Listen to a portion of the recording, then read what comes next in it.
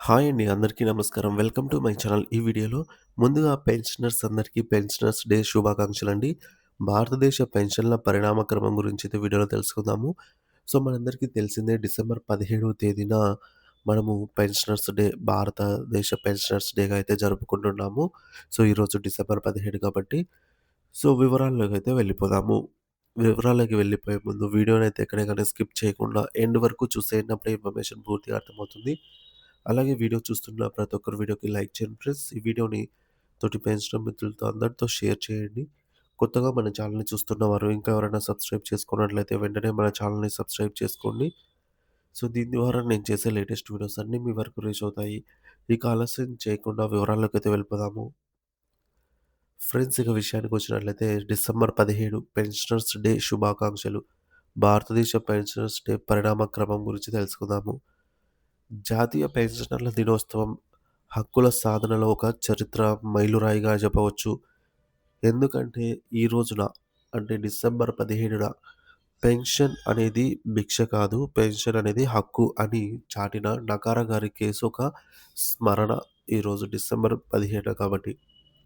ఇది కేవలం ఒక తేదీ మాత్రమే కాదు. భారతదేశంలోని కోట్లాది మంది పెన్షనర్ల జీవితాల్లో వెలుగులు నింపినటువంటి ఒక చారిత్రాత్మక దినం.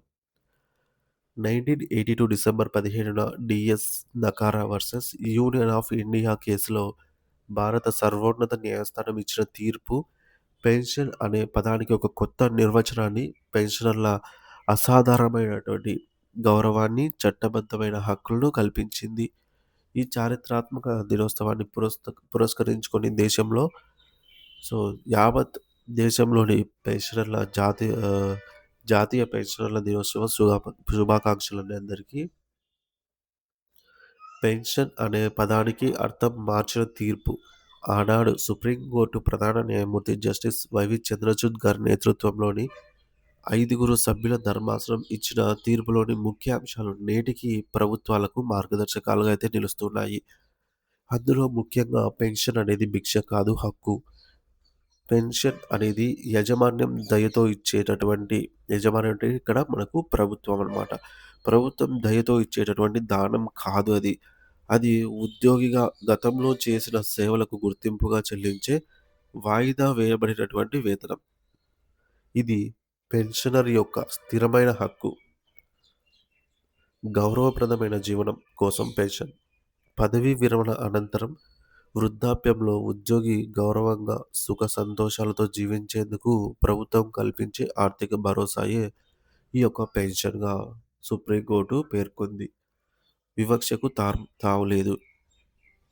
ఒక నిర్ణీత తేదీని పెట్టుకొని, ఆ తేదీకి ముందు, ఆ తేదీకి తర్వాత రిటైర్ అయిన వారిని వేరుగా చూడటము, పెన్షనర్లను విభజించడము, భారత రాజ్యాంగంలోని ఆర్టికల్ 14 అంటే సమానత్వపు హక్కుకు విరుద్ధమవుతుంది అని సుప్రీంకోర్టు తేల్చింది. సో, మనము రీసెంట్‌గా ఆహ్, పెన్షన్ సవరణ చట్టం గురించే ఉదాహరణగా తీసుకోవచ్చనమాట. అందులో ప్రభుత్వం అయితే ఈ విధంగా చేయబోతోందన్నట్టుగా ఉంది. ఆ విధంగా అయితే అర్థం వచ్చేలా ఉందనమాట. ఇక పెన్షనర్లందరినీ ఒకే తరగతిగా పరిగణించి, ఒకే ఫార్ములాతో ప్రయోజనాలనైతే వర్తింపజేయాలి అని సుప్రీంకోర్టు తీర్పులోని ప్రధాన అంశము. ఇక గ్రాట్యుటీ బహుమతి. ఉద్యోగి తన జీవితంలో 30-35 సంవత్సరాలు సేవ చేసినందుకు గాను యాజమాన్యం ఇచ్చే బహుమతే గ్రాట్యుటీ. సో, గ్రాట్యుటీ గురించి రీసెంట్‌గా ఒక వార్త అయితే హల్చల్ అవుతుందండి. ఉద్యోగి తను స్వచ్ఛందంగా వీఆర్ఎస్ తీసుకోకుండా ఉన్న పళంగా రిసిగ్నేషన్ ఇచ్చేస్తే, అంటే వీఆర్ఎస్ కాకుండా ఏమి చేయకుండా ఉన్న పళంగా ఈ విధంగా మానేస్తే అతని యొక్క సర్వీస్ అనేది వృధా అవుతుంది. అంటే పెన్షన్ అనేది రాదు. సో, ఆ సమయంలో కేవలం అతని సర్వీసు మేరకు అతనికి గ్రాట్యుటీ మాత్రం లభిస్తుందనమాట. సో, చూసారు ఫ్రెండ్స్. గ్రాట్యుటీ అనేది యాజమాన్యంతో ఇచ్చే బహుమతి కాదది. ఉద్యోగి తను చేసిన సేవకు గాను పొందేటటువంటి గౌరవం అనమాట. ఈ తీర్పుతోనే పెన్షనర్ల జీవితాలకు చట్టబద్ధమైన రక్షణ లభించింది. ఈ తీర్పుకు గుర్తుగా 1983 నుండి ప్రతి ఏటా కూడా అప్పటినుంచి ఇప్పటి వరకు జాతీయ పెన్షనర్ల దినోత్సవం అయితే జరుపుకుంటూ ఉన్నాము. హక్కుల పోరాట యోధుడు శ్రీ డిఎస్ నకారా గారు. ఈ చారిత్రాత్మక మార్పుకు కారణమైనటువంటి డిఎస్ నకారా అంటే ధరం స్వరూప్ నకారా గారిని స్మరించుకోవడం మనందరి బాధ్యత ఇప్పుడు. 1937లో సివిల్ సర్వీసెస్‌లో చేరి ఈయన రక్షణ, ఆర్థిక శాఖలలో అత్యున్నత పదవులు అలంకరించి 1972లో పదవీ విరమణ అయితే చేశారు. ఆనాడు ప్రభుత్వాలు పెన్షన్ చెల్లింపులలో చూపిస్తున్నటువంటి వివక్షను, అరాకొర పెన్షన్లతో పెన్షనర్లు పడుతున్న ఇబ్బందులను చూసి చలించిపోయారు. 1979 నాటి ప్రభుత్వ ఉత్తర్వులు పెన్షన్ ప్రయోజనాలను ఒక తేదీతో ముడిపెట్టడాన్ని ఆయనైతే తీవ్రంగా వ్యతిరేకించారు డిఎస్ నకారా గారు.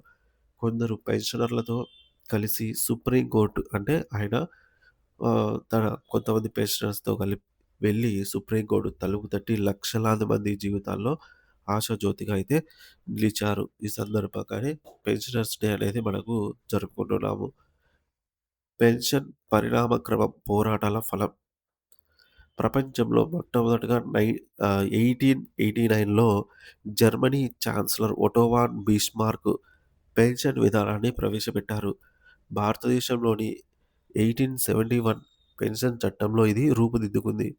పోరాటాల ఫలితంగా 1980లో ఏపీ రివైజ్డ్ పెన్షన్ రూల్స్ తీసుకురాగలిగాం మనము. ఇక 1981లో కుటుంబ పెన్షన్ హక్కుగా కూడా సాధించుకోగలిగాం దాన్ని 1 ఇయర్ తర్వాత.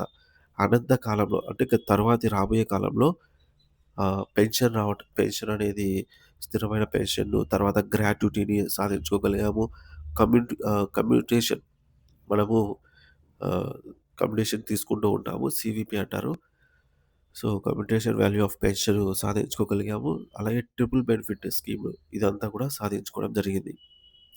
సో, ప్రస్తుత సవాళ్ళు ఏంటంటే సీపీఎస్ నుంచి బకాయిల వరకు నకారా గారు సాధించి పెట్టిన ఓల్డ్ పెన్షన్ స్కీమ్ ఓపీఎస్ స్థానంలో 2004లో కేంద్ర ప్రభుత్వం కాంట్రిబ్యూటరీ పెన్షన్ స్కీమ్ సీపీఎస్‌ను ప్రవేశపెట్టింది.